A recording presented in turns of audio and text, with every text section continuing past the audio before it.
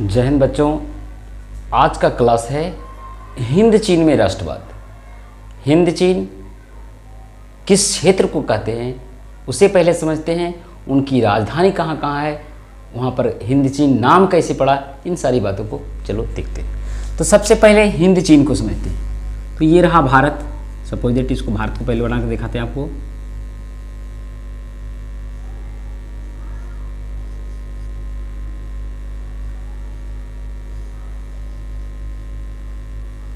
ये भारत का मोटे तौर पे ये जो एरिया है, ये एरिया, ये चाइना है। जस्ट इसके बगल में इस तरह से ये बर्मा, फिर इधर इंडोनेशिया, और जस्ट ये जो एरिया है इधर पूरा का पूरा चाइना है, चाइना। और जस्ट इस जगह, इसी जगह यही है हिंद चीन, यही है हिंद चीन। इसी एरिया में हिंद चीन है। तो हिंद चीन ये तो देख लिए कि इस जगह है। ये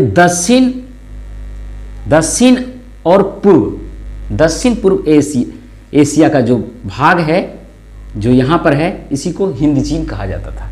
ये हिंद चीन नाम कैसे पड़ा? क्योंकि यहाँ भारत और चीन दोनों की सभ्यताएं देखने को मिलता है। तो हिंद चीन का एरिया, हिंद चीन लगभग 2.8 लाख वर्ग किलोमीटर में फैला हुआ है, वर्ग किलोमीटर में फैला हुआ है। इसे 3 लाख भी कह सकते हैं। लगभग 3 लाख वर्ग किलोमीटर क्षेत्र में ये हिंद चीन एरिया फैला हुआ है। ये चीन, हिंद चीन है कैसा, इसे भी देख लेते हैं।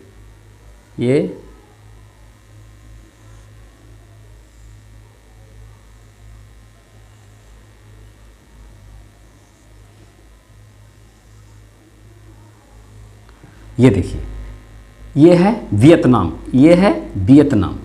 हिंद चीन में 3 देश आते हैं, वियतनाम,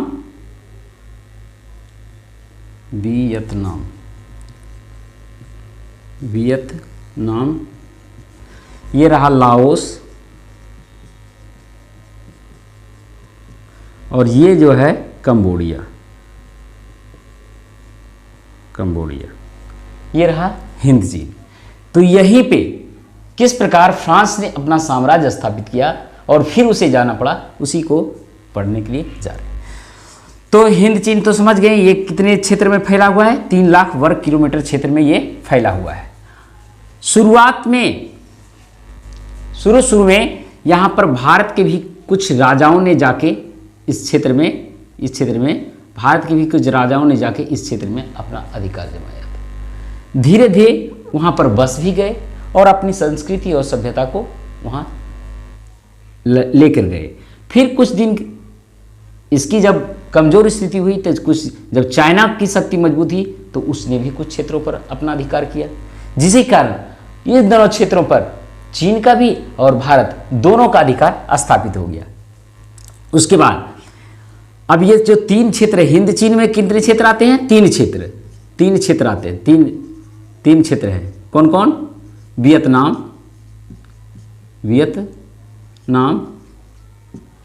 लाओस और कंबोडिया।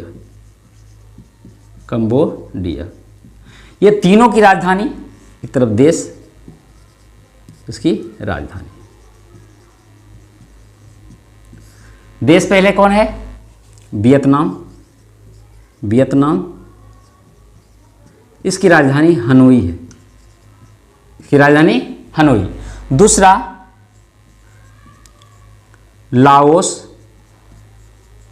लाओस की राजधानी नामपेन,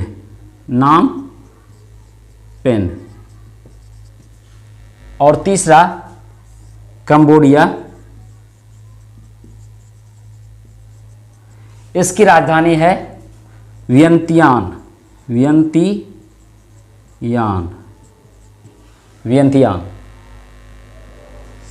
इसकी राजधानी वियंतियान। ये रहा देश और उसकी राजधानी। इससे भी प्रश्न आते हैं। चलिए, ये तो समझ गए। तो सबसे पहले, जैसे भारत में सबसे पहले कौन आए? पुर्तगाल आए। भारत में सबसे पहले कौन आए? पुर्तगाल आए।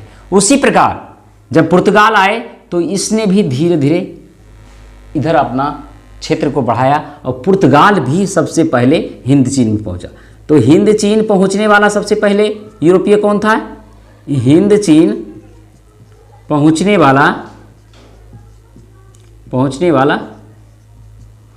सबसे पहले यूरोपीय पुर्तगाल था। कौन था? पुर्तगाल। उसके बाद पुर्तगाल, डच, उसके बाद अंग्रेज और लास्ट में आया फ्रांस। ये आया लास्ट में, परंतु इस क्षेत्र पर इसने अपना अधिकार कर लिया। तो अंत में वियतनाम पर या हिंद चीन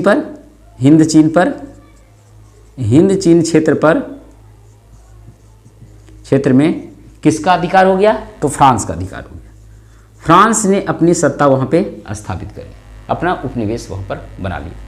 जब फ्रांस अपना उपनिवेश वहाँ पर बना लिया तो वो चाहता था हम तुरंत, कोई भी देश अगर किसी देश को अपना गुलाम बनाता है तो उसे तुरंत आज़ाद करना नहीं चाहता। वो काफ़ी दिनों तक अपने वो चंगुल में फंसा के रखना चाहता है। और उसे देखिए, वियतनाम में जब वो गया तो वियतनाम वालों को उसने क्या किया, हिंद चीन वालों को उसने क्या किया कि आप तुम असभ्य हो, मैं तुम्हें सभ्य बनाने आया हूँ, भगवान ने मुझे भेजा है। देखिए क्या लॉजिक है। फ्रांस वाले क्या बोले कि आपको सभ्य बनाना मेरा जिम्मेवारी है, आपको सभ्य बनाना मेरी जिम्मेवारी है और मुझे परमात्मा ने भेजा है, मुझे ईश्वर ने भेजा है आपको सभ्य बनाने के लिए। देखिए, जिसके लिए फ्रांस ने हिंद चीन में स्कूल भी खोले। स्कूल खोलने के बाद उसको देते थे कि हम देखिए आपके लिए क्या काम करते हैं, आपके लिए सारे सुविधा देते हैं, आपके लिए आपके बच्चों को भी पढ़ाएंगे, आपके लिए स्कूल खोलें। उसने स्कूल तो खोला, परंतु खुद के पढ़ाने, अपने बच्चों को पढ़ाने के लिए वहाँ के लोगों को सरकारी नौकरी होता ही नहीं था, क्योंकि उनका एक लॉजिक था। जितने भी शिक्षक थे सब तो फ्रांसीसी थे, और फ्रांस का नाम तो सभी को पता है कि उसमें कुछ जॉन, कुछ ऐसे टाइप रहते हैं, अलेक्जेंडर, वो उस टाइप का उसका नाम रहता है। और इसका हिंद चीन वालों का नाम या तो भारतीय नाम होंगे, मोहन सोहन, या तो फिर वैसा ना चाइनीज नाम होगा, क्योंकि वहाँ पर दोनों तरह के व्यक्ति रहते थे। तो वो समझ जाते थे। जब से स्कूल खोला गया तो स्कूल में वहाँ के लोगों, हिंद चीन के लोगों को पास ही नहीं हो पाता था। 10 क्लास या कोई भी परीक्षा जो होती है वो पास ही नहीं होने देता था, उसे बार बार फेल करते रहता था ताकि वो कभी भी सरकारी नौकरी में नहीं जाए। ये उसका लॉजिक था और वो लागू करता था। और जो फ्रांस के जितने भी थे उसको पास कर देता था, जिसके कारण ये बात सबको पहले समझ में नहीं आया। बहुत दिन हो गया ये बात किसी को नहीं समझ आया, परंतु एक व्यक्ति था फॉन बाओचाओ, उन्होंने एक पुस्तक लिखी the history of the loss of Vietnam. उस पुस्तक में उन्होंने इसके बारे में वर्णन किया। तब कहीं सभी लोग पढ़े कि हम वियतनाम के लोगों ने क्या खोया, जो एक किताब लिखी है। तो उस किताब को जब पढ़ा तभी सभी लोगों को पता चला, ओ ये बात था, हम फेल क्यों हुए। अब समझ में आया कि वो मुझे सरकारी नौकरी करने नहीं देना चाहता था, हमको ये मूर्ख बना रहा था और झूठ मूठ का ये प्रचार करता है कि हम तुम्हारे लिए स्कूल खोलें। अरे स्कूल केवल वहाँ पर जो लोग वहाँ फ्रांस पे आए तो फ्रांस के लोग वहाँ पर केवल आने के बाद वहाँ पर बस भी गए, और जो वहाँ पर बसे, जो हिंद चीन में जो बस गए फ्रांस के लोग, उसे कोलोन कहा गया। उसे क्या कहा गया? हिंद चीन में जो लोग बस गए, हिंद चीन में जो फ्रांस के लोग आके बस गए, फ्रांस के लोग जो बस गए उसे कोलोन कहा गया। उसे क्या कहा गया? कोलोन। उसे कोलोन कहा गया।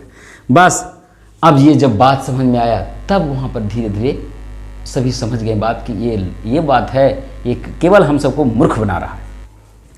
तो धीरे धीरे वहाँ पर बहुत सारे आंदोलन हुए, सब हो ची मिन वो वहाँ के, उसी के बारे में इस हिंद चीन में मुख्य रूप से उन्हीं के बारे में पढ़ना है। और किस प्रकार वो अब वहाँ पर क्रांति होता है उसको अगले क्लास में पढ़ेंगे। जय हिंद।